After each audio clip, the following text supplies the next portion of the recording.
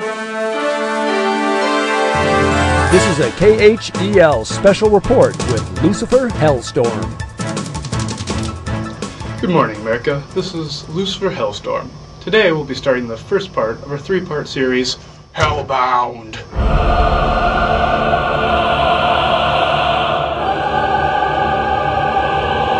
Now we go to field reporter John Gelf in the woods, dark woods of air.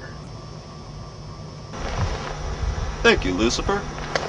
We are currently making our way through the woods of air, to the gates of hell, and so far, we have seen nothing out of the ordinary. I have heard rumors, though, that the three beasts of worldliness, the leopard of malice and fraud, the lion of violence and ambition, and the she-wolf of incontinence, who I heard is especially vicious, are roaming about these parts, so we should stay extra careful. This is also the exact location where Virgil, sent by Beatrice, came to save Dante from the beasts and lead him through hell. Throughout this series of reports, we will be taking the exact path that Dante and Virgil took on their journey, and we will be interviewing various demons and tormented souls along the way. Back to you, Lucifer. If any of you are faint of heart or easily disturbed by graphic images, please turn off your TV sets now. Oh, I am getting reports from the field that John has just reached the gates of hell. Yes, Lucifer, we have just made it through the woods of air, and we have arrived at the gate of hell.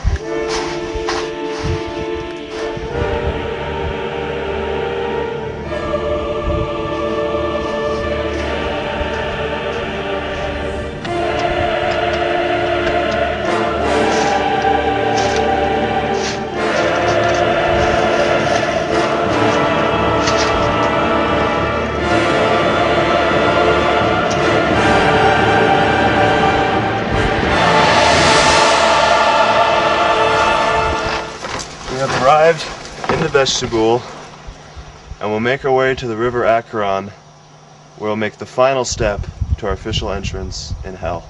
Are you getting that footage? Are you getting that footage? Get that! Oh, that is the first tormented soul of the journey. Are you getting that? There it is. Oh.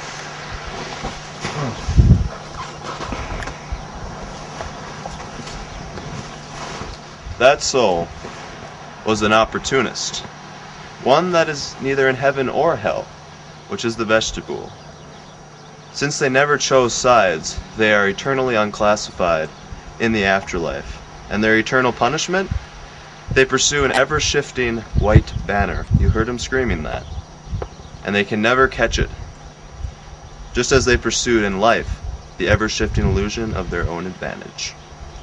They are also pursued by wasps and hornets that continually sting them, and they represent their own guilty conscience that pursued them in their own life. And as their actions were moral filth, so they run through the worms and maggots. A fitting punishment indeed, is it not, Lucifer? Quite. Have you reached the river of Acheron yet? I'm here with Sharon, the boatman of the river Acheron. Would you ferry us across the river, Sharon? You are not dead. I do not ferry the living. What would you do for a Klondike bar? Would you ferry the living across the river?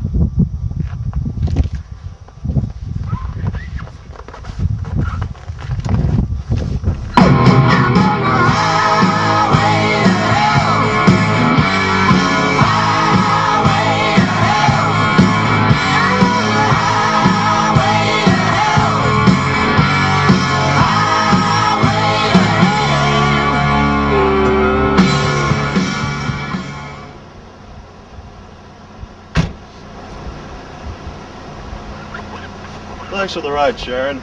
Go to hell! Looks like we're already here. That was an interesting character. John is now approaching the first circle of hell, or otherwise known as limbo. These virtuous pagans and unbaptized children can go into heaven, but they won't be tormented. Their only pain is that they have no hope. They were good people, but they didn't have the light of God in them, and that is why they're punished this way. I've just heard from John that he's in the first circle. John, can you hear me? Yes, I can, Lucifer. I am here in the citadel of human reason with Virgil himself. Virgil, this is the highest state man can achieve without God. How do you like it? I'm just chilling here, man. It's cool like down the side of a pillar. Ah, wise words from a wise man. Back to you, Lucifer. Hey, babe. That was amazing last night. No, you're freaky. John is now entering the second circle of hell, Carnal, where the tormented souls are swept in a raging tempest and wild gusts of wind. They abandon themselves and their reason to passion, and thus are abandoned forever in the storms of hell. John is... how is it in the second circle?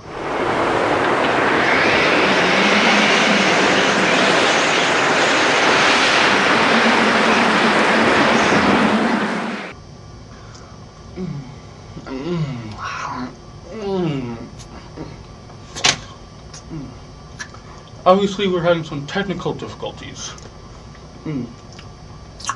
We'll catch up to him when he reaches the third circle of hell. In this circle, the gluttonous lie throughout all eternity buried in putrid garbage. They produce garbage in their lives, and so they will lie in garbage in death. Cerberus feeds on them as they fed upon their food. Now we have live footage of Cerberus. John?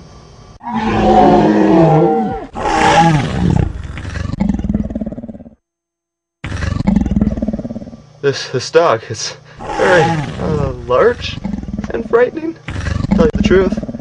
I feel very uncomfortable standing here right now, and I think I just soiled myself.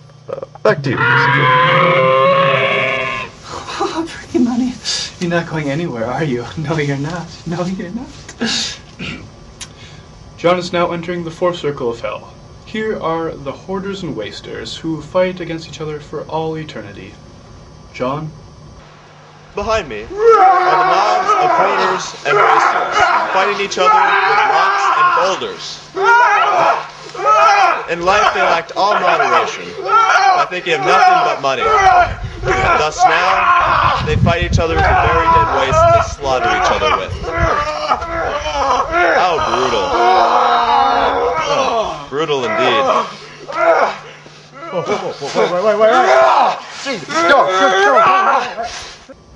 If I ever see you talking to that man again, I don't care if he's a mailman. Dinner better be ready when I get home, woman. John is now making his way to the Marsh of Styx, which is the fifth circle and the last station of Upper Hell. Here are the Wrathful and the Sullen. The Wrathful attack each other in the swamp, and as they were wrathful in life, they fight each other in eternity. The Sullen are buried forever beneath the water of Styx, endlessly chanting. Just as they wallowed in the sorrow in their own life, in death they wallow forever in the swamp. Now we have a special guest with us. Minotaur, how did it feel to be tricked by Virgil into letting Dante and Virgil pass?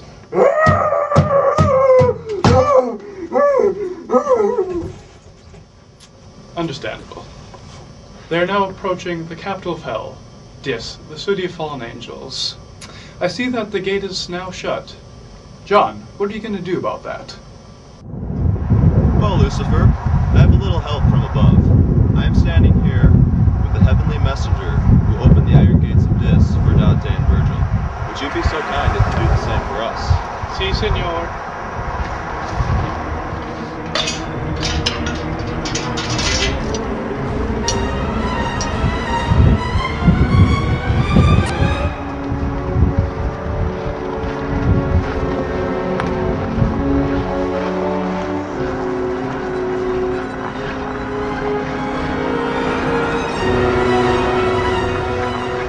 Look upon these graves. They contain the souls of the heretics, those who thought the soul died with the body. They are now contained in graves, and in these graves they spend an eternity in fire. They denied heaven, immortality, so now they spend eternity in a fiery fury of God's wrath. Back to you, Lucifer.